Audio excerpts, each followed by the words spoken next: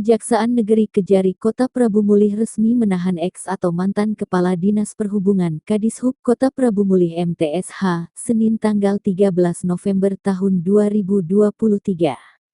Penetapan tersangka berdasarkan hasil penyelidikan yang dilakukan oleh tim penyidik dan telah memperoleh alat bukti. Martodi ditahan Kejaksaan Negeri Kejari Prabu Mulih atas dugaan korupsi perjalanan dinas pada tahun 2020 dan 2021 dengan nilai mencapai sekitar 700 juta rupiah. Mantan Kadishub ini dibawa menggunakan mobil petugas untuk dititip di Rutan Kelas 2B Kota Prabu Mulih. Kepala Dinas Perhubungan, Dishub Kota Prabu Mulih tersebut dititip di tahanan Rutan Kelas IIB Prabu Mulih selama 20 hari ke depan setelah resmi ditetapkan tersangka oleh Kejaksaan Negeri Prabu Mulih.